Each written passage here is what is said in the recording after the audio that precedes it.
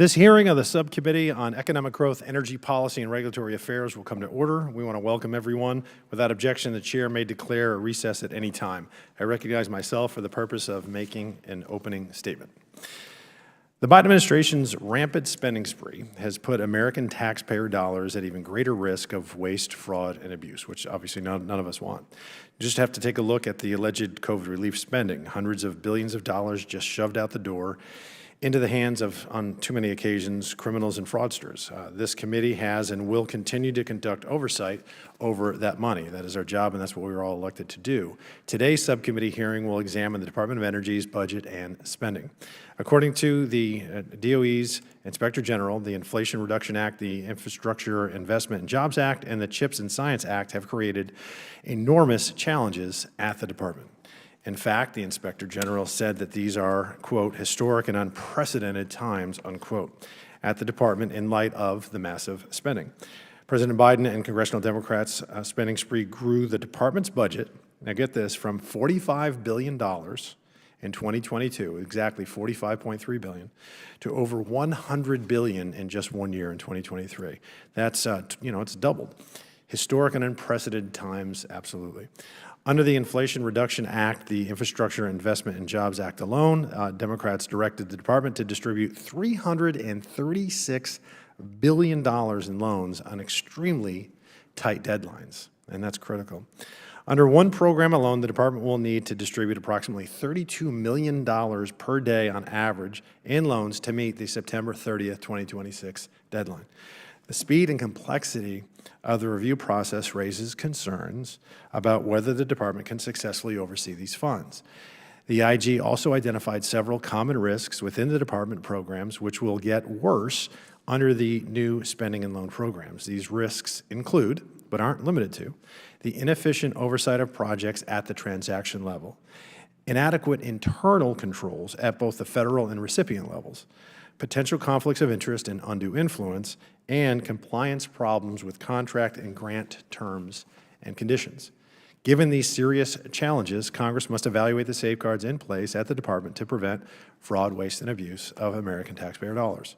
In a series of reports, the Inspector General highlighted the need to address waste, fraud, and abuse in the agency's financial assistance awards, clean energy demonstration projects, the Loan Program Office, and the Weatherization Assistance Program. Across these programs, the Inspector General highlighted insufficient staffing as a chief concern.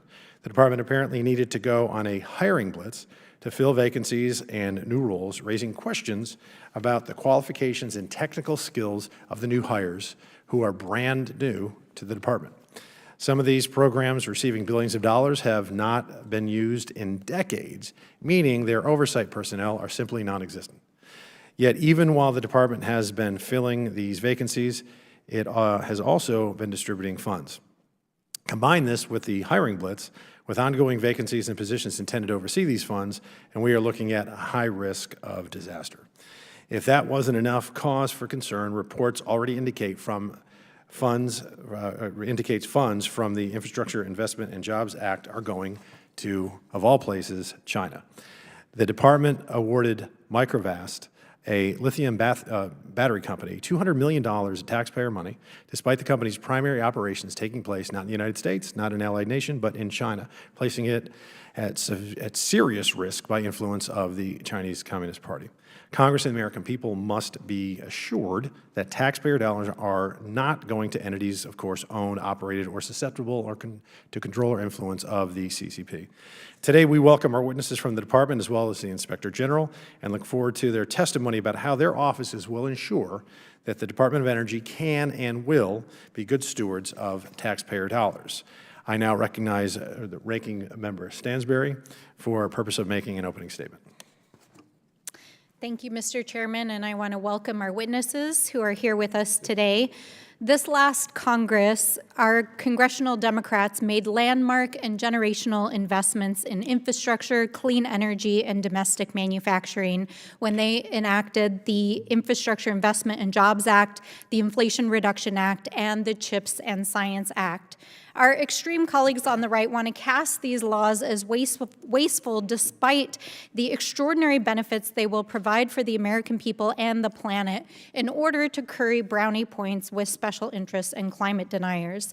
Let me be clear. The investments that we are making through these bills will lower costs, create jobs for millions of Americans, increase domestic manufacturing and energy production, and combat climate change. As Democrats, we are committed to championing positive investments in domestic energy and manufacturing, as well as providing good, well-paying jobs for all Americans. In fact, the Inflation Reduction Act has already catalyzed more than 100,000 clean energy jobs and led to increased investment by businesses in manufacturing across the United States. This includes in the West, in Colorado, where private sector company CS Wind plans to expand the largest wind turbine factory in the world. In North Carolina, where Toyota has invested $2.5 billion in an electric vehicle battery facility, and Wolfspeed has committed to building the world's largest carbide materials factory. In South Carolina, BMW has announced $1.7 billion to shift to electric vehicle manufacturing, and Bosch has announced $260 million in investment in the production of electric motors. And in Texas, where SK Signet announced plans to build an electric vehicle charger manufacturing facility, Tesla is investing $770 million to expand its vehicle factory, and Air Products and AES announced a combined $4 billion investment in the future of our energy economy. As this hearing gavels in just days away from Earth Day, it's important for us to talk about why these historic investments are so critical to combating climate change and moving our economy towards a clean energy future. It is absolutely vital that we shift to clean energy sources. Such efforts are our best chance at avoiding the most devastating impacts of climate change. That's why Democrats' investments in the bipartisan infrastructure law and the Inflation Reduction Act are so significant in helping to pave the way for the future. I would also like to point out that investing in our communities is not a waste. The communities that most need these investments are the ones that are most likely to suffer from the impacts of climate change. Roughly $1.8 billion out of $4.5 billion that is slated for clean energy initiatives in the Inflation Reduction Act will go to low-income American homes. In addition, the administration's Justice 40 initiative aims to ensure that 40% of the benefits achieved through these investments in climate action and clean energy will flow to our underserved communities. We know that the Department of Energy is committed to responsibly stewarding these funds and ensuring that these historic investments are put to work for the American people and help to serve our most vulnerable communities. But as we sit here today, Republicans' concerns seem to stem from special reports that go back over a decade when the Department of Energy has already worked tirelessly to address concerns and to administer these investments that are so crucial for our climate and clean energy future and our national labs and science and technology programs. Our president is committed to ensuring that these funds are used appropriately, and in fact, the president's budget for this year includes almost a 55% increase for the Inspector General at DOE. When Republicans claim that they are conducting real oversight, they are focused on programs and agencies that have worked specifically to fortify against fraud, waste, and abuse, with talking points that literally have very little relationship to reality. The administration has prioritized preventing fraud, waste, and abuse across the federal government and ensuring that the benefits of the infrastructure law, the Inflation Reduction Act, and the CHIPS Act are no exception. And I look very much forward to hearing from our witnesses today. And with that, Mr. Chair, I yield back. Thank you. I'm pleased to introduce our two witnesses today.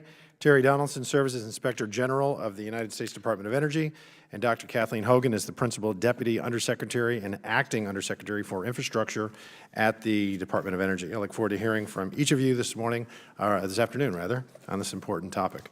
Pursuant to Committee Rule 9G, the witnesses will please, we don't have to do that, right? We don't have to swear? Oh, we do? Okay. Pursuant to Committee Rule 9G, the witnesses will please stand and raise your right hands. Do you solemnly swear or affirm that the testimony that you're about to give is the truth, the whole truth, and nothing but the truth, so help you God? Let the record show that the witnesses all answered in the affirmative. We appreciate you both being here today and look forward to your testimony. Let me remind the witnesses that we have read your written statements and they will appear in full in the hearing record. Please limit your oral statements to 5 minutes. As a reminder, please press the button on the microphone in front of you so that it is on and the members can hear you. When you begin to speak, the light in front of you will turn green. After 4 minutes, the light will turn yellow, and then the red light will come on, and that's the time and cue, as you may suspect, to wrap it up. I recognize Inspector General Donaldson to please begin her opening statement.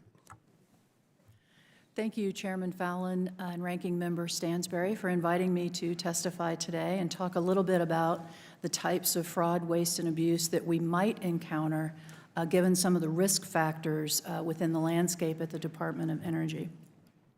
The chairman mentioned probably the most significant risk factor, which is sheer volume of dollars.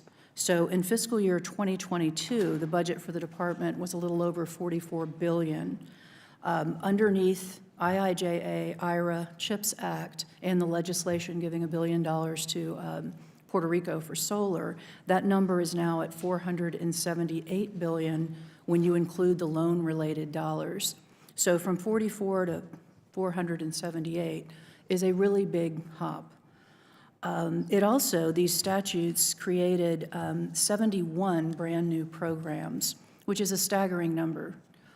This is, by the way, the largest amount of money under all of these bills did in fact go collectively to the Department of Energy, and this is the largest number of new programs collectively. So there is a lot going on in Dr. Hogan's world right now, just with this huge volume of very important issues being worked on.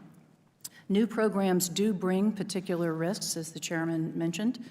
By definition, you are utilizing newly designed and untested internal controls, so that's a big risk factor. Also, a lot of the money in this situation will go to states, local governments, and tribes, and it is not at all clear whether states, local governments, and tribes are ready to take it. So there's readiness assessments being done, and there are issues associated with that. One of their questions is how much of the money are they allowed to use to conduct oversight? So there's many questions being asked there, and those are very important. You do not, by virtue of granting money to others, remove the federal nature of the money. So the risks just travel right along with it. I'll also comment briefly on the lack of funding for department oversight. You know, as all of you know, the department is the front line of defense. IIJA awarded only 3% for administrative costs, a little more flexibility under IRA, which I think was really good news. But administrative costs focus primarily on moving the money out the door to its intended use. Oversight is a small part of that. Oversight is making sure that the dollars actually landed where Congress wanted them to land, some of the important projects mentioned by Congresswoman Stansberry. So it's really important. It's that look in the rearview mirror to make sure the dollars were delivered where they were supposed to go. I'll also quickly point out one of the most sort of obvious risk factors in this package was that my shop, the Office of the Inspector General, was woefully underfunded in all 4 bills. So in the CHIPS Act, the Office of the Inspector General received 0. The $1 billion appropriation for solar in Puerto Rico, my office received 0. In IRA and IIJA, we did receive some amount of money, but compared to the other inspectors general whose agencies received money, ours was the tiniest fraction of that. And this is really important, and I appreciate that the president has included a bump up, in his proposed budget in recognition of this. It's still going to leave a shortfall that is enormous in terms of my budget, which allows me to conduct audits, inspections, and evaluations. So I always say there is no substitute. You can do a lot of planning, a lot of coordinating with others, but there is no substitute for people, for having the people and the technology to do those targeted projects that allow you to find where the system is breaking or broken, and allow you to work on those big fraud cases that we all know are coming, just because this is a lot of money moving fast, but we're trying to work as hard as we can on the front end to minimize that. So quickly, I will mention what I think is the most important tool in the tool bag. In addition to people, I mentioned technology. Data analytics is a gift to the world of inspectors general and a gift to federal agencies that, if they properly utilize it, can be on the front end of oversight and prevent a lot of the fraud, waste, and abuse. So data analytics is something that Congress has been heavily endorsing since 2015 with the Fraud Reduction and Data Analytics Act, again in 2018, Foundations of Evidence-Based Policymaking Act, Payment Integrity Act 2019. Those are all very important pieces of legislation where the federal government has recognized you have to acquire and scrub quality data in order to have data analytics really work for you. I'm looking forward to your questions. Thank you very much. Thank you. Chair now recognizes Dr. Hogan, and please begin your opening statement. Chairman Fallon and distinguished members of the subcommittee, thank you for this opportunity to provide an update on the Department of Energy's efforts to safeguard taxpayer dollars in the implementation of the Infrastructure Investment and Jobs Act and the Inflation Reduction Act, known as IIJA and IRA. So IIJA and IRA are truly historic investments in renewing American infrastructure and supporting American energy security for decades to come. And we at the department are working hard to swiftly implement these laws so we can get these resources out to communities in your districts and in every corner of the country as quickly as possible. We also acknowledge and respect that when Congress appropriated these resources, you entrusted the department with investments using taxpayer dollars, and we take this responsibility incredibly seriously, and every day our team of experts and professionals are working hard to ensure the taxpayer dollars provided to us by Congress are being spent effectively, efficiently, and responsibly. Through the implementation of IIJA and IRA, we are striving to lower energy bills for American households, improve energy reliability and security, and ensure that America is positioned to lead the world in manufacturing the energy technologies of the future. And the department appreciates the passion and interest of members on both sides of the aisle in your efforts to make sure these investments reach your districts. We at the department are happy to continue to work with Congress and provide information and updates as we continue to implement these laws thoughtfully and responsibly. You know, beginning in January 2022, very shortly after the IIJA was signed into law, our team began engaging with the DOE Office of Inspector General on behalf of and in coordination with the program offices responsible for implementing IIJA. We sought then, as we do now, to better understand how DOE can proactively improve its oversight of this funding. And over the past 15 months, the Office of the Undersecretary has coordinated 27 meetings with the OIG and DOE program officials to discuss program design and implementation. These meetings are designed to provide the opportunity for an engaged, open, and transparent conversation about program design, risk mitigation strategies, best practices, and lessons learned. You know, the topics of discussion have ranged from DOE's approach to Build America, Buy America requirements to how specific provisions are being implemented. From the very start, the Office of the Undersecretary for Infrastructure and program officials across the department have demonstrated a thorough transparency with our Inspector General with regard to our plans and activities. In turn, the Office of the Undersecretary has really gained substantial insights from our OIG on what trends are now being seen with respect to recent investigations and reports, the latest scams and methods that criminals are using to defraud the government, and common mistakes that funding recipients make. And with this knowledge, we are better positioned to maximize the impact of this funding and reduce fraud, waste, and abuse. We've also shared with the OIG the critical process improvements the department has made over the last decade across multiple program offices to strengthen our protections and mitigate risks associated with our financial assistance and loan guarantee programs. The department truly appreciates the OIG's prospective considerations for the implementation of the IIJA, which did come in the form of a number of special reports last year.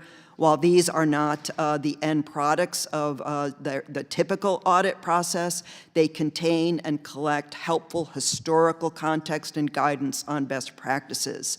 You know, one example, one key concern the Inspector General has highlighted in the 2022 reports is about adequate staffing at the department and the need to provide the necessary oversight of funding programs and projects. You know, we have been focused on hiring sufficient staff from day one, with a particular focus on project and program oversight specialists, grant management and contracting specialists, and financial and audit oversight staff to responsibly oversee the significant investment Congress has made. And as we continue to do this work, we remain steadfast in our commitment to be responsible stewards of taxpayer dollars, and will continue to take proactive steps as necessary to prevent fraud, waste, and abuse as we really work to deliver the benefits that this money can for the future of the country. And we really look forward to continuing our work with you. And thank you for the opportunity to be here, and we look forward to your questions. Thank you. I now recognize myself for 5 minutes of questions. IG Donaldson, in your report titled Management Challenges at the Department of Energy, FY 2023, you warn about a greatly increased risk of fraud, waste, and mismanagement given the massive spending flowing through the department. So you posed critical questions in your report, one of which you asked, do these spending bills allow the department to create an appropriately sized oversight infrastructure to ensure that these funds are delivered as Congress intended? Can you expound on that? I can. So historically, the department, well, it's always been probably the leanest federal agency. So over 90% of its dollars historically pass through and end up with its contractors. So when I came on board in this position now 4 years and change ago, I inherited a lot of reports noting that there were problems during the audits, and the department would even acknowledge they were under-resourced for oversight. So there would be a set of requirements, only some of them were being met or followed. They simply didn't have the people. So that was a real theme that I inherited in this job. So when the new bills came along, that was, I think, the very first question we talked to the Department of Energy about, is are you going to be able to make up some of that shortfall with the allocations and those earmarks for administrative costs? What amount of that will you actually be able to use for auditors and oversight? And I think they're still working through those issues. So what you're saying is even when they were at a budget of $46 billion, there were concerns about their oversight capability. Noted by my predecessors and GAO. Now, with their double that kind of budget, that now explodes. Fair enough to say that that concern would be greatly increased? They'll need to dedicate a lot more resources to oversight. That's correct, sir. Dr. Hogan, what has the agency's response been to this critical question, and are you satisfied with the response? I mean, we are working hard to bring the staff on that can provide the necessary oversight for these projects. I think as we have talked about, many of these programs are new. That's interesting in that it gives us the opportunity to bring people on to participate in the design of these programs really before we get into the project management with the dollars on the street, which means we can be hiring for where we need to be sort of 6 months ahead and bring people on and train them up, which is something we've been focused on across the board. And a second question was asked in the report. Do these massive spending bills allow the department's OIG to execute its statutory obligations to protect these funds? And can you expound on that, IG Donaldson? Yeah, the funding issues, I can. The funding issues I mentioned a moment ago are really quite remarkable. As I said, without funding, you simply can't cover that portfolio. So even now, we are shifting some from our existing portfolio, which is some hugely important work, environmental liabilities, pit production, and trying to sort of squeeze in some resources to have all of these meetings with Dr. Hogan's shop and prepare. But that doesn't mean that we automatically will have the resources to do audits, inspections, and investigations. We won't, right? So we're trying to do the planning to where when additional money arrives, we will be able to do that. But right now, we're in a bad situation funding-wise. Yeah. Dr. Hogan, on March 22nd, Chairman Comer and myself wrote to Secretary Granholm and seeking documents information related to IG Donaldson's report and the DOE funding announcements. Yesterday, DOE submitted some of these documents. In one email from May 9th, 2022, a staff member in the OIG's office stated, and this is a quote, "We believe administrative remedies such as suspension and debarment should be considered by the loan program's offices in instances such as Solyndra, where company officials provide misleading information or provide false statements." Has the DOE implemented this recommendation? We implement a full set of mitigation strategies across the portfolios that we run. But respectfully, have you implemented this particular recommendation? The federal government and DOE have disbarred entities from being able to participate in federal business if they cross certain lines, yes. So you are implementing this recommendation? That's what you're saying? Yes. Yes? Yes. Okay, great. Okay.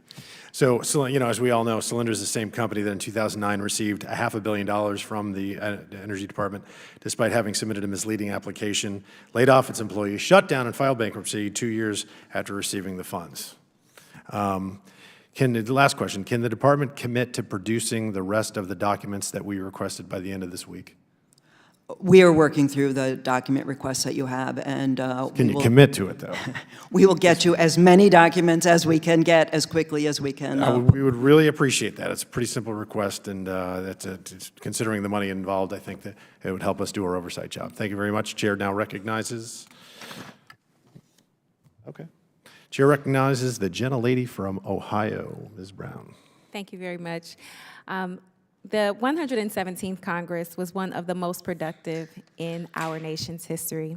Congressional Democrats, with the help of some Senate Republicans, sent groundbreaking legislation to President Biden's desk, like the Bipartisan Infrastructure Law and the CHIPS and Science Act.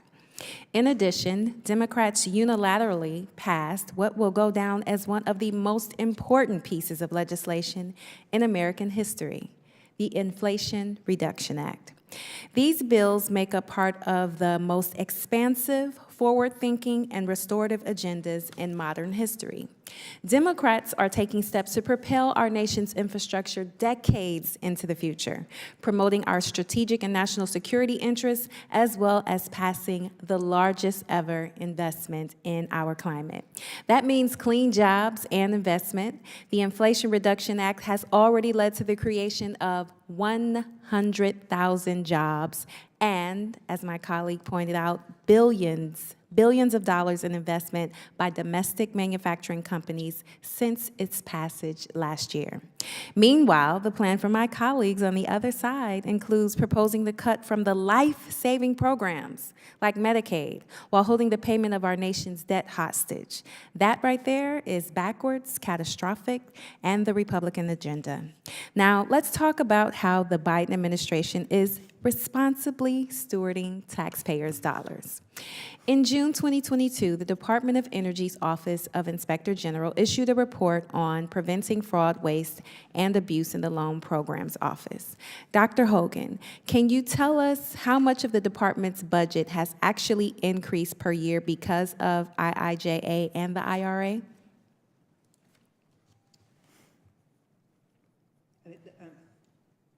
Yeah, our budget is substantially larger because of the IIJA and the Inflation Reduction Act, with $68 billion coming in through the IIJA, an additional 30+ million coming in through the Inflation Reduction Act. At the same time, we know that this is a historic investment in our future for the purpose of improving the economic opportunity for our communities and building jobs. And we don't view this as a one-year appropriation type opportunity. It really is a many year effort to move out and help our communities improve their economic opportunity.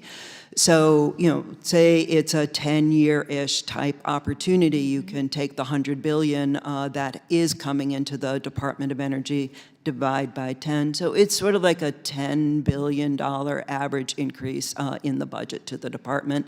That's not a perfect way to do it because there's different timelines associated with different provisions, but that is what we are looking to do, is build the capacity to work with our applicants and with our communities over the next decade to truly make the difference that these dollars can make, that Congress has trusted us with. Thank you so much.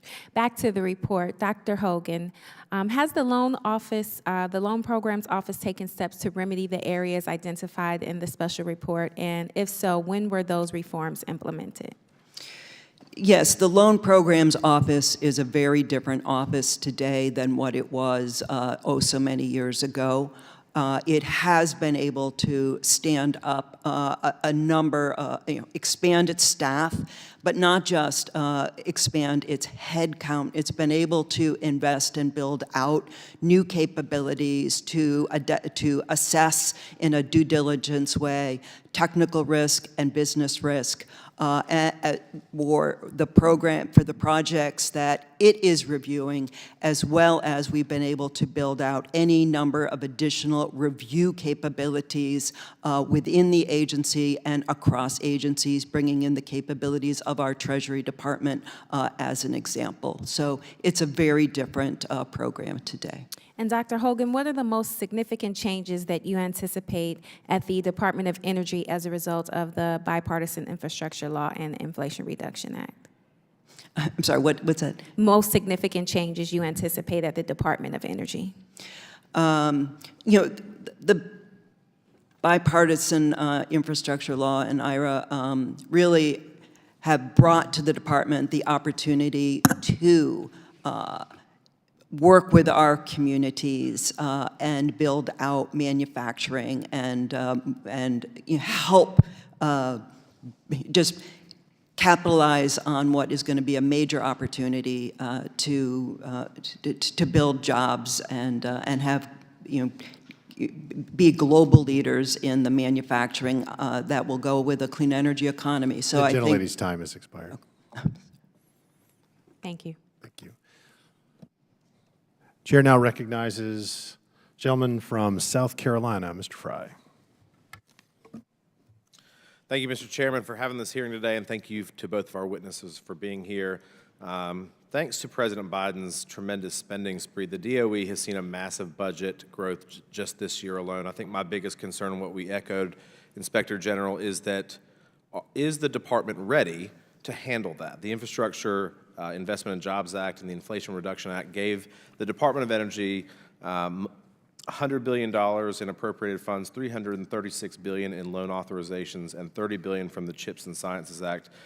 Let's take a closer look at what these chunks of money do. And the Inflation Reduction Act included $9 billion for home energy rebates and appliance upgrades, meaning the federal government will pay you $840 just to install an electric stove, and up to $14,000 for high-efficiency electric home rebates. The Infrastructure Investments and Jobs Act sets up an additional, as we talked about, dozens of programs. The CHIPS Act includes $250 million for a new carbon material science. This money doesn't grow on trees. It's coming straight from the pockets of hardworking Americans. So, Dr. Hogan, I want to turn to you.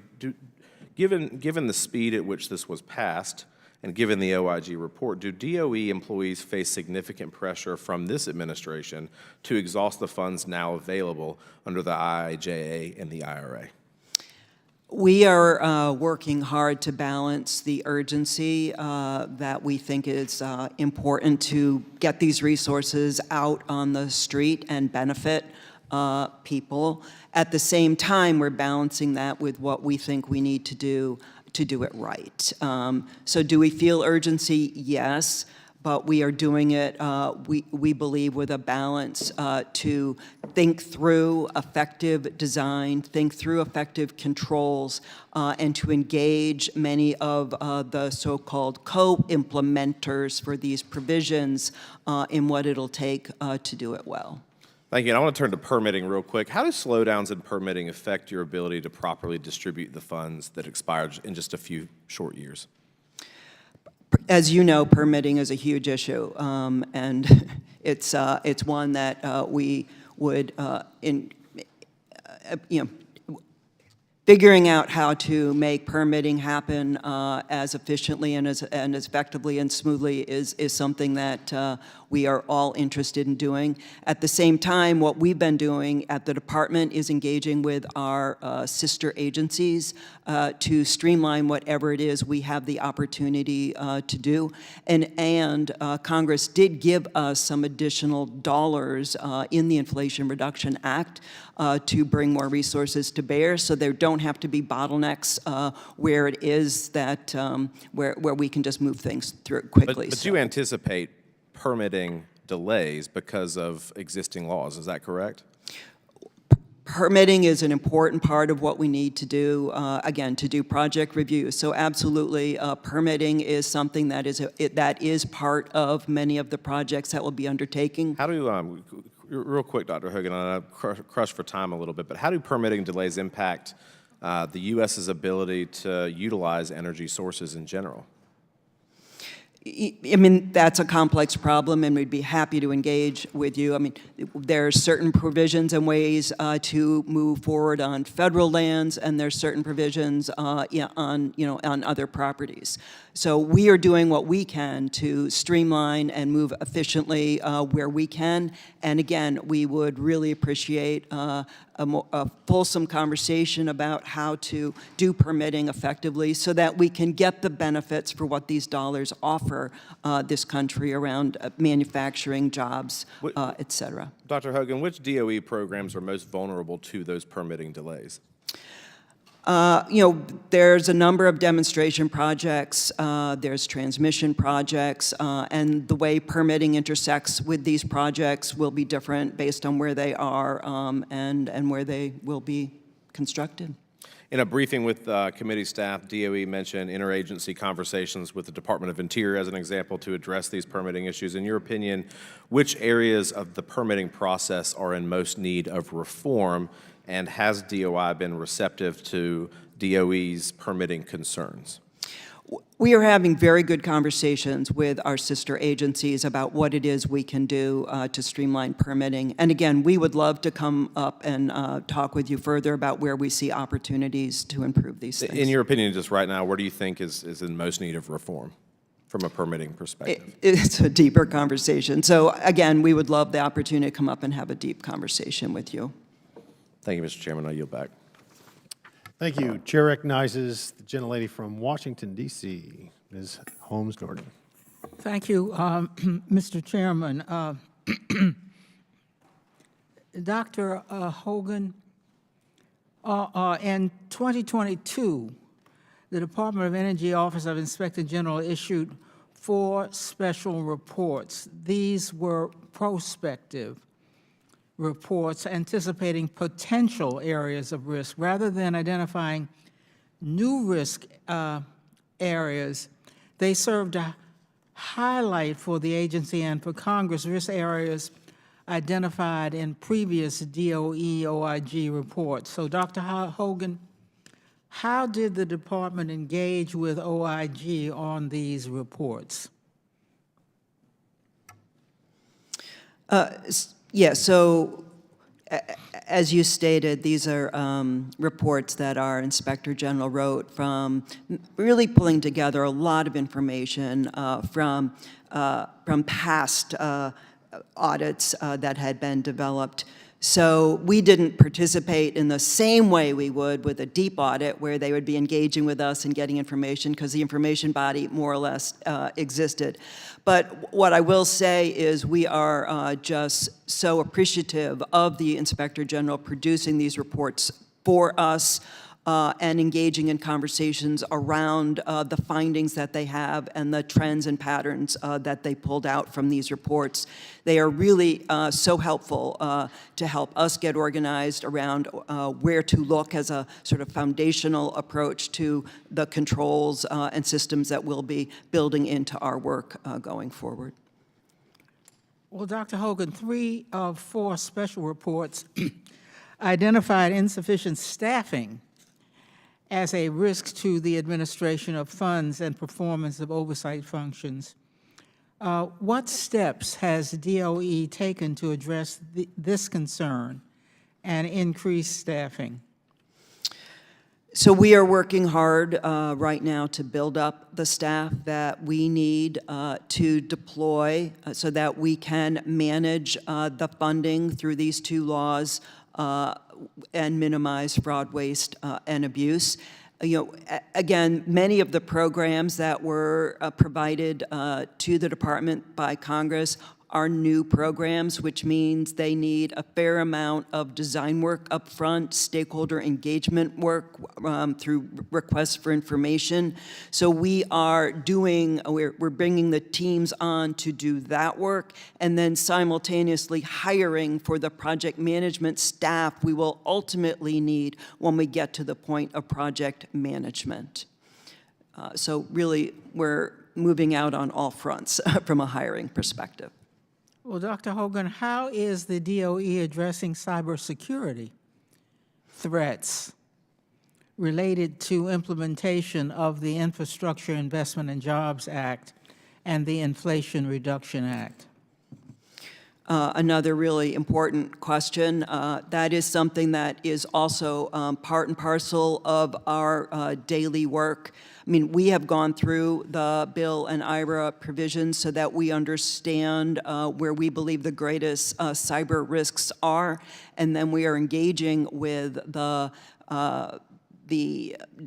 in the design of these programs and what will be required by the applicants to develop cybersecurity plans that will be, again, necessary as part of the whole project.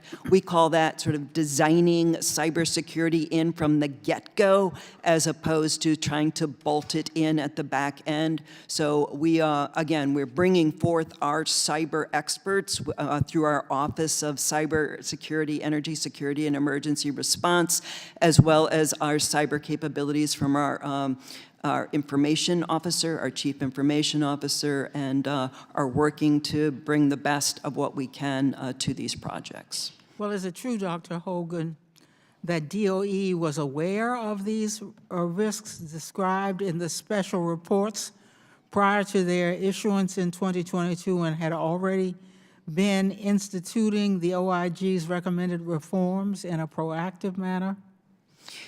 Yeah, what's nice about what the OIG brought forth is really going back and looking at the many types of issues that have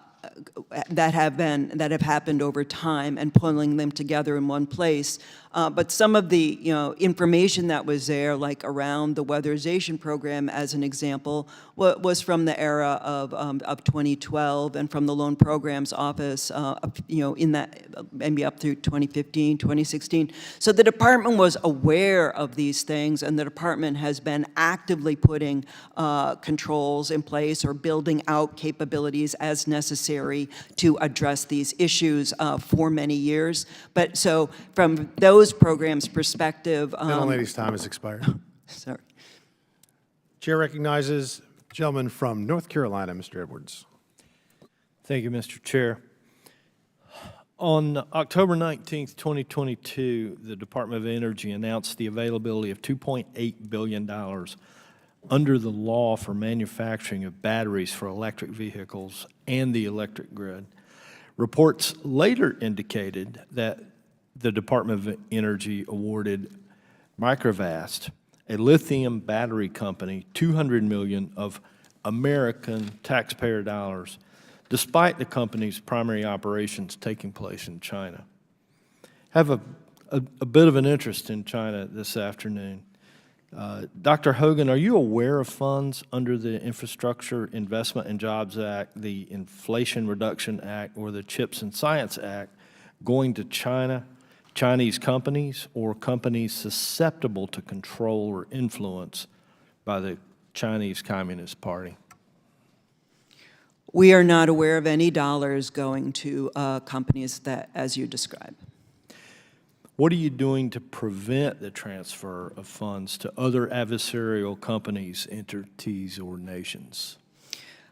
We at the department have a history of doing due diligence around any potential applicant for these types of solicitations.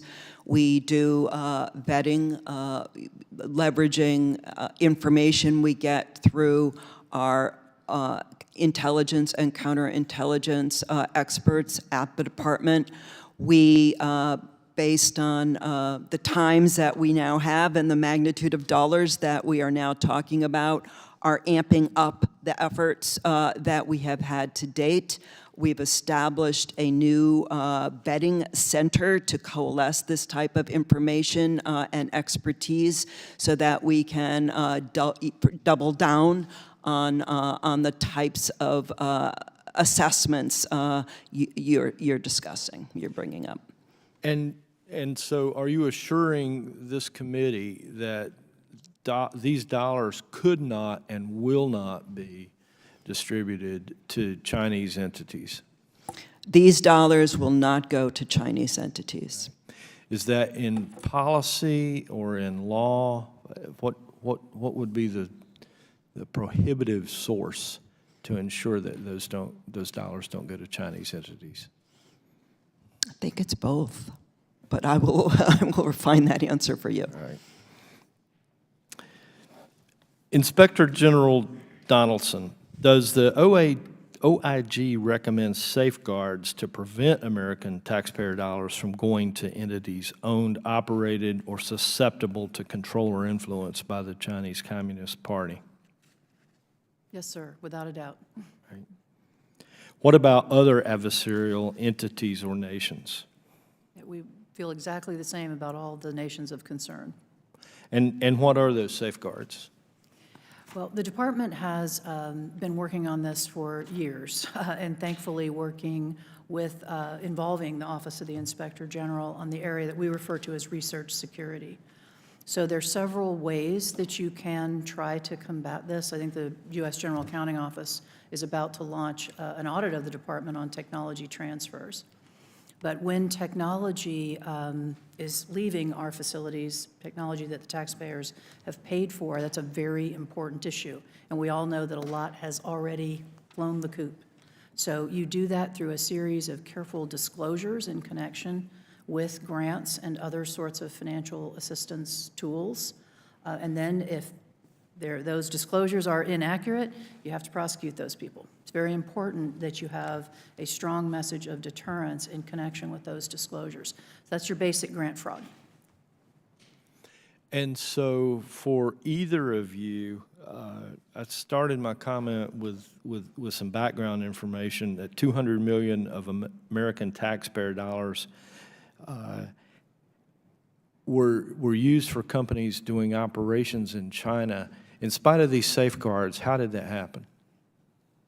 Well, let me first sort of correct the record there. So the company that was selected for negotiation for an award, Microvest, is a U.S. Company. That said, that company has not yet received any money. It was selected for a negotiation and is in that process where we are continuing to do the type of due diligence we're discussing. Thank you, Mr. Chair. I see my time's expired. Thank you. Chair now recognizes the gentlelady from New Mexico, Ms. Stansbury. All right, thank you, Mr. Chairman, and again, welcome to our witnesses today. It's a pleasure to have you here, and we appreciate the work that you do. You know, I want to just say at the outset here that I have been proud to be part of one of the most productive Congresses ever in the history of the United States. In fact, this last Congress, we passed more generational legislation than has passed in decades in this country. That includes the bipartisan infrastructure bill. It includes the Inflation Reduction Act, which not only makes the largest investment in Department of Energy programs, it makes the largest investment in clean energy and climate programs ever in the history of this country and in the history of any country on the planet, ever. It's massive. It's a huge investment. And the reason why we made that investment is to tackle the global climate crisis so that our planet does not cross a global tipping point as we're pursuing a clean energy future. And in addition to that, we passed the CHIPS Act to address our national security issues around the manufacturing of chips, to help modernize our national labs, which the Department of Energy oversees, to update our science and innovation around all of our clean energy issues, and to ensure that we are repatriating technologies that actually make us vulnerable to these foreign influences that actually we've been discussing here today. So taken as a collective, these pieces of legislation, which this Congress passed with the support of our president, were really designed to tackle three crises that the United States was facing: rebuilding our economy in the wake of disastrous manufacturing policies for decades, which offshored millions of American jobs to other countries, and which of course made our country vulnerable in the wake of a global pandemic and affected us with global supply chain shortages and inflation, which we're still experiencing today. It threatened our national security, as so much of our actual infrastructure that is and technologies that we use for our national security are now manufactured overseas, and of course the global climate challenge. And of course the Department of Energy, Dr. Hogan and Honorable Donaldson, are really at the forefront of tackling these challenges across all three of those crises. So I'm delighted to have the opportunity to talk to you about them here today. And for me, these really touch close to home because I represent New Mexico's 1st congressional district, which is also home to Sandia National Laboratories, whose core mission is actually to address all three of those crises: the global climate crisis, our energy security, our national security, and to help stimulate manufacturing and repatriate American manufacturing back home. So we've heard a lot of strange claims today about the purpose of these bills and how the funds will be used, but I just want to make sure that we're completely clear on this one piece, which I think keeps coming up over and over here, which is about the national security implications of these bills. So Dr. Hogan, you know, let's turn to the CHIPS Act first. Is not the reason that we passed the CHIPS Act, primarily the big push this last year, in addition to all of the science and technology and labs things that we included, was actually to address our national security risks from China and chip manufacturing overseas? I believe that is why we passed that, absolutely. And in fact, in addition to that, these investments that we're making in major energy infrastructure, you know, the kinds of investments that we're talking about, these private sector companies and these public-private partnerships will help to build that clean energy infrastructure that will make us not only energy secure in this country, but more competitive internationally. Is that true? Yes, there's a huge investment wave ahead of us as we seek to have a global clean energy economy, and a huge opportunity for new manufacturing and quality jobs that go with that. And I want to just end on this note, which is that I know, Dr. Hogan, you've been involved with the IPCC for many years, and in fact have been honored nationally, including in association with the Nobel Prize in the IPCC's work. We know that global climate change is already happening. The impacts are already being felt here at home. Is it not true that the reason we passed the Inflation Reduction Act is that it will help us reduce our climate emissions if we are effective in implementing it by 30% or 40% by 2030? Yes, these two laws together are really powerful in bringing together the climate protection that you're speaking to, as well as the economic opportunity, and really economic opportunities for communities in every corner of every state. Thank you, Dr. Hogan, and that's exactly why we passed these bills, and we're grateful for your implementation and vision. Chair now recognizes the gentleman from Pennsylvania, Mr. Perry. I thank the chairman.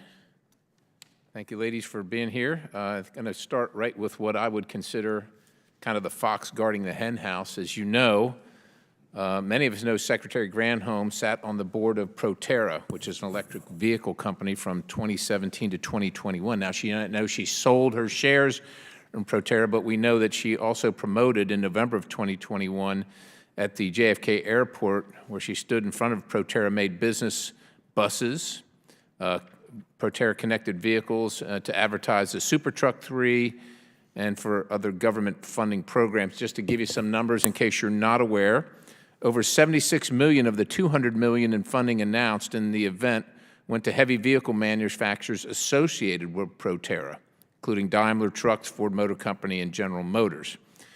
My concern is that there's a trend at the Department of Energy of money going to politically favored entities. As you know, during the Obama administration, there was Solyndra, A123 Systems, Fisker, et cetera.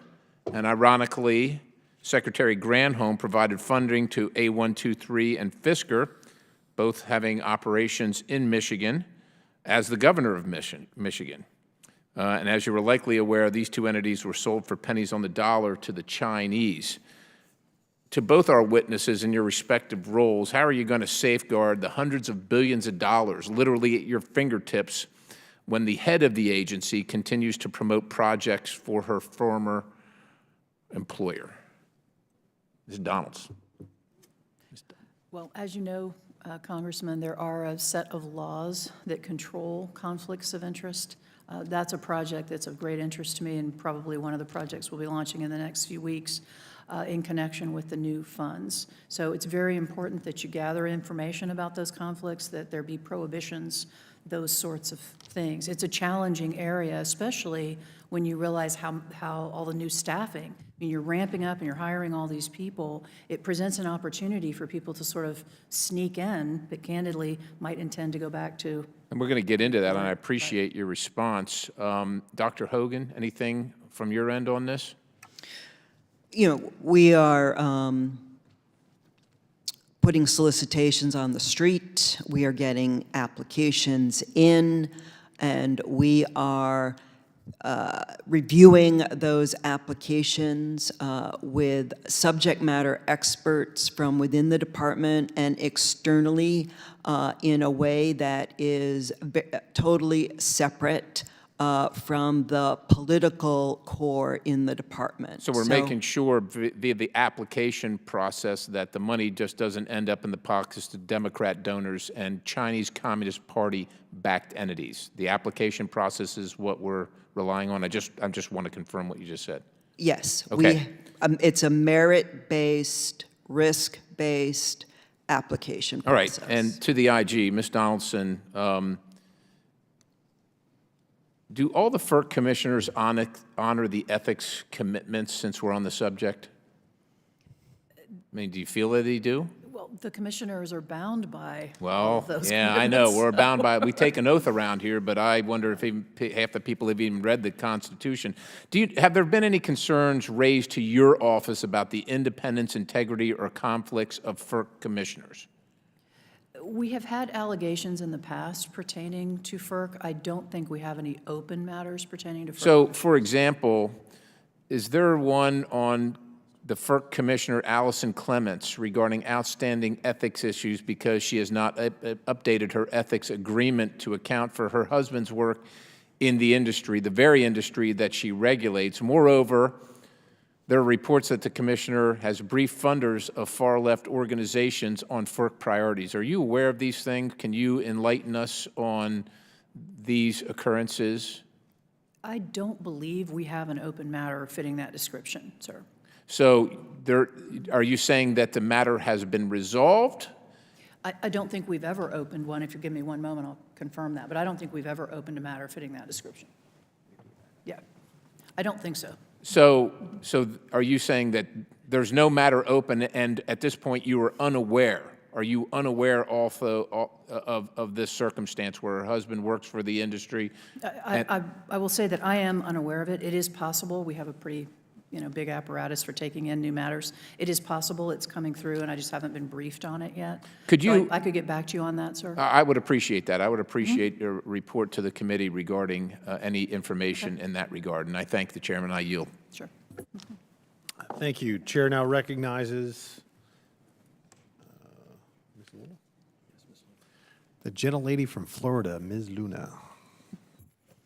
To follow up on some questions asked by Mr. Edwards earlier, what is a DOE's process for to catch the taxpayer dollars that were going to Chinese affiliated companies? Like, do you have a oversight that looks into people before you award contracts? The reason I ask that is because obviously the CCP's been known for corporate espionage, and obviously with you guys, I'm sure that there needs to be probably a bigger set of oversight and security for that before you guys are awarding government contracts. Yes, and again, thanks for this question. We know it's a big issue, a big concern to you and to us. So, we do due diligence on every applicant that we are thinking is in the zone of being meritorious for an award. So we do due diligence around ownership issues with countries of greatest concern. And we are doubling down on our capability to do that. So we've always done that in what we call a pre-selection phase. And by selection, I mean it's a meritorious project, and we would like to select and then actually enter into a deeper negotiation to get to the point where you actually award money. A lot of standard terms and conditions that companies need to agree to get a government award. And during that whole post-selection process, we do even more due diligence around these types of foreign concerns. Are you guys doing anything currently to promote domestic energy production? We're doing a lot to promote domestic energy production and utilization of domestic supply chains. So one of the biggest issues that I'm currently seeing exist in Congress is a lot of people will talk about clean energy, but it's not really clean, especially when it's tied to China or Chinese productions, for example, windmill manufacturers, right? So I guess what I'm trying to say is instead of facing a global climate crisis, we're facing a global China crisis. And I'm sure that you would agree, just kind of yes or no real quickly, do you agree that China is one of the biggest threats to our climate as a whole? China is a big emitter of greenhouse gases. Correct. And those greenhouse gases do not stay contained in the China region, correct? Right, it's a global pollutant, Yes. right. How about you, Honorable Donaldson? That's a little out of the lane for an inspector general. No, I mean, it's just your opinion. I'd like to know because you guys are obviously in important positions, and I want to see your view and perspective on that. That's certainly what's reported. Okay, so I think that if there's any way that you guys can help kind of tailor that and make sure that we're not doing anything to really enable these companies and corporations, I think that that would be the best thing. I guess my last question for you would be, we're currently seeing that China has a insanely big monopoly on critical minerals that we need to produce some of these things for electric vehicles. What would you say would be the best way that we here in the United States could handle that instead of outsourcing some of these operations to other countries like China, for example? Would it be domestic harvesting, production? We are very interested in building out the critical mineral material supply chain in the United States to the extent that the United States will embrace this in different ways. You know, it's many parts of that sort of that landscape. In addition, I think we're very engaged with a number of international allies so that we can have strategic alliances where Real we quickly, can work sorry, together. what allies are those, just so I know? Like like Canada, Australia. There's a list of countries that also have resources that we work with around opportunities for critical minerals and Do you know materials. if anyone's tied to BRICS, any of the BRICS countries?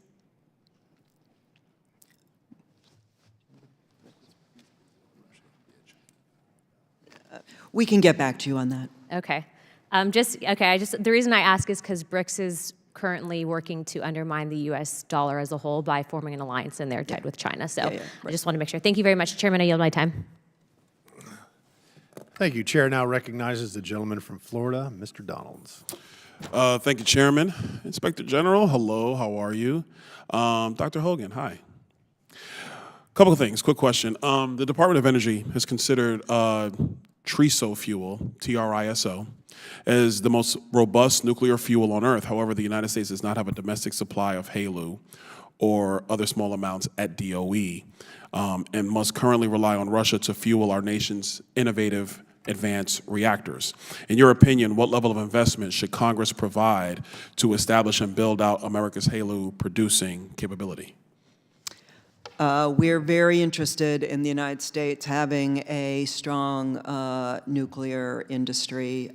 We're very, and be happy to come back and talk with you about what that takes. As you know, it is complicated, and the war in Ukraine and the position that Ukraine and Russia are now in has made this something that we need a different strategy on. Dr. Hogan, do you think the American people understand that we get most of our uranium from Russia? Yeah, I don't know what the average citizen thinks about that, but certainly we're at a point now with the war in Ukraine and with Russia that we need another strategy in this country. Let me ask you this question. The Nuclear Regulatory Commission, do you think they have the capability and the wherewithal to actually permit new commercial reactors in the United States for use, not for study? I think they have the capability to permit reactors, yes. So what's the problem? What's the holdup? They haven't created a new one, or they haven't allowed, let me rephrase that. They have not allowed a commercial reactor for use since they were created. So what's the holdup? I don't know. But again, happy to have a broader conversation with you. We've got amazing nuclear energy experts at the Department of Energy, and happy to come up and talk with you about what we see as the strategies for this country for the future. When you say the strategies for the future, I mean, you got to help me understand. Is the Department of Energy even processing this stuff right now? Like, and don't get me wrong. I get it. The line of question on nuclear fuels and nuclear reactors is probably not something you guys prep for over at DOE coming over here today. I understand that. But is there any discussion going on at the Department of Energy for actually creating sustainable baseload power for America? Because if it is the position of the Biden administration and, frankly, Secretary Granholm, that every American should buy an electric vehicle to the tune of $61,000 a year when most Americans can't afford spending $61,000 for a car. Excuse me, $61,000 for the car. They can't afford to buy that. If that's her position, is she aware that by doubling the size of the electric vehicle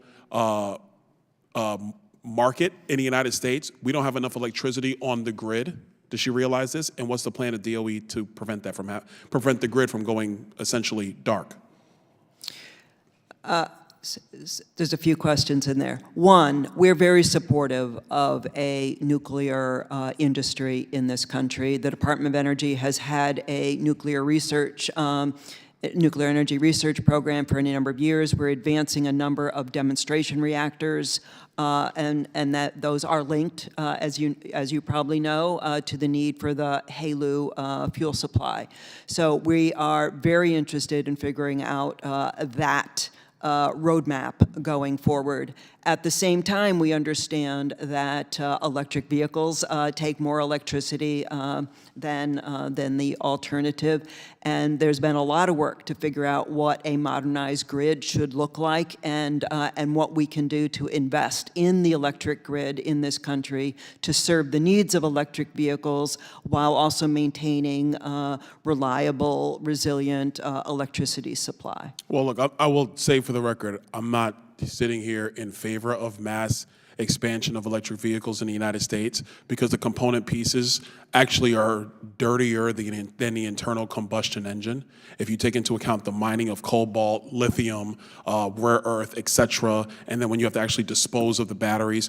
But in that interim piece, when Americans have to use it, if what the EPA has done, which is basically going to force Americans to buy electric cars even though they do not want them, it's not really clear to me that Secretary Granholm and the Biden administration have a plan for actually putting enough electricity on the grid to support America's needs. I'm out of time. I'll yield back to the chairman. Thank you. All right, the chair now recognizes the gentlelady from New Mexico, Ms. Stansbury, for a closing statement. All right, well, thank you, Mr. Chairman, and again, thank you to our wonderful witnesses. I want to just say, Mr. Chairman, what a difference leadership makes. I think we see before us two women leaders who are serving our nation in the Department of Energy and serving under a female Secretary of Energy, and in a world that has long been dominated for countless generations by men. I'm personally, as a woman in STEM, very grateful to have you here and for your leadership in the agency.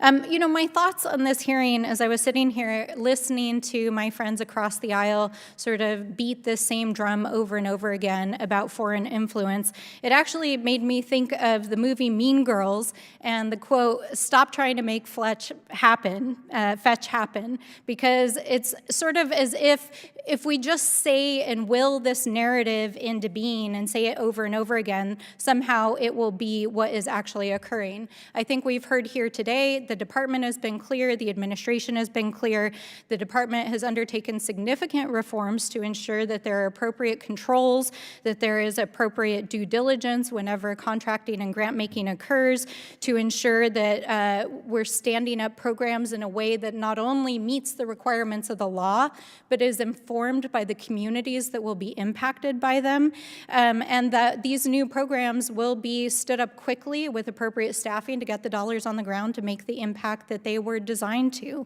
And, you know, I think sometimes we get lost in the arguments about why these bills were actually passed. So I just want to take a moment to return to that, which is that we passed these three bills that we're talking about here today. One, to make a huge generational investment in the crumbling infrastructure of this nation, to repatriate our manufacturing back to American shores to create American jobs and rebuild our economy and our supply chains. Two, to address the significant national security risk that was faced by our country, that is faced by our country in the manufacturing of chips overseas. And three, and probably most significantly, to address our national security and global environmental security issues around the global climate crisis. And together, the Bipartisan Infrastructure Law, the CHIPS Act, and the Inflation Reduction Act literally represent the largest investment ever in the history of this country in clean energy and climate change.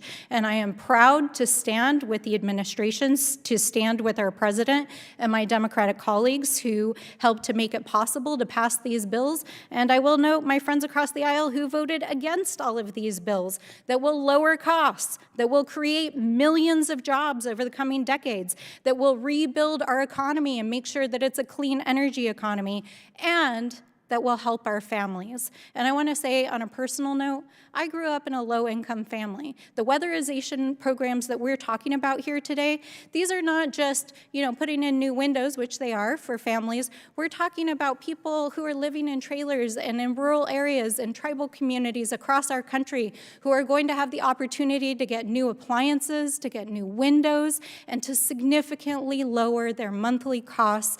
And all of that money that they'll be saving through that will be able to be put towards putting food on the table, a roof over their head, and helping their kids go to school. That's what these bills are all about. And so when we talk about the administration of these funds, when we talk about what DOE and the amazing staff who are standing behind you, sitting behind you in the department do every day, they're going to be administering these funds so that we can put our country on a clean energy path, we can put our planet on a global climate resilient path, and we can put our families on a path to economic security. So, Mr. Chairman, I appreciate you holding this hearing. I appreciate our witnesses for being here today, and I appreciate the service of every single one of our federal employees who's out there working every day to get these dollars on the ground. Thank you, Mr. Chair. Thank you. You know, the purpose of the hearing was not to re-debate the need or lack thereof of legislation that was passed last year. The purpose of this hearing was to talk about the oversight mechanisms when massive amounts of money is being spent and or loaned out, and to prevent fraud, waste, and abuse, which should be an absolutely bipartisan mission, because not one person is helped when there's a fraudster taking money away, when that money is abused or it's wasted. And I, heard terms like climate deniers and far right and don't do anything to combat climate change and the 117th Congress. Well, one thing that they did was create historic deficits. And that's something that we're going to have to talk about when our entire budget is going to be getting to be gobbled up by interest payments on our debt. And I like what one of my colleagues said from Florida about, we talk about a global climate crisis. What about the China crisis? Let's be very clear here that the United States, and I'm very proud of the fact that we have reduced our emissions in this country because we are responsible. And we've reduced them, I believe, by about 20% over the last 20 years. So let's look at China. They have increased their carbon footprint by 300% over the last 20 years. And I'd love to see the American left talking more about that, because if you really do care about the climate, the number one thing we should be talking about is China's emissions, and having them follow the EU and the United States lead and being responsible global partners. The United States is not a planet. We all live and share on this one little blue marble. So talking about fraud, waste, and abuse and trying to be preventative is healthy. I was actually thinking about this morning, about what my Democratic friends would talk about, because this should be, I thought this was going to be a rather bipartisan hearing, because it's just about ensuring that money that's already been allocated, whether you voted yes or no on it, is the Inspector General, do they have the mechanisms in place to ensure that it's spent properly? Because if I want to use the IG's words and not mine, there's an increased risks with new programs. Well, there's 71 new programs, which means there's a lot more increased risk. And when an agency goes from $45 billion to $100 billion in 1 year, that is a dramatic increase. And as, again, using the IG's words, that's a lot of money moving fast. And I think that, when you focus on preventing, nobody wants another Solyndra. I think that we could all agree on that, because not one person that was in need got any help from that $500 million. Not one environmentalist would say that was money well spent, because it didn't work and it was, we were defrauded. And I also was, I grew up in a home that cost my parents $13,000, so I'd see by any definition that was a humble beginnings. And that's why we live in the greatest country history's ever known, because we can, with a lot of effort and work, you can improve your lot in life. In a lot of countries, unfortunately, you don't have that opportunity. And that's why I just wanted to be real focused on why we had this hearing, was to just prevent that fraud, waste, and abuse, and making sure that it did, by testimony, it did seem like while they say that they're going to undertake reforms, some of them have not been made yet, but money's going out the door. That's a dangerous cocktail. So, Chair, in closing, I'd like to thank our panelists once again for their important and insightful testimony. And with that, and without objection, all members will have 5 legislative days within which to submit materials and to submit additional written questions for the witnesses, which will be forwarded to the witnesses for their response. If there is no further business, without objection, the subcommittee stands adjourned.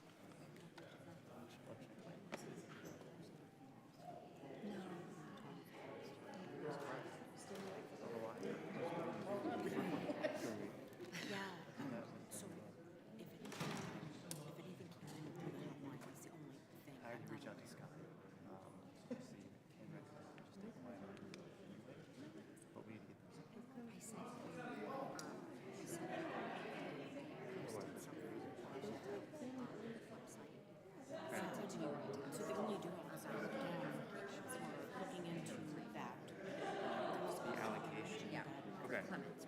Ah, gotcha. Okay.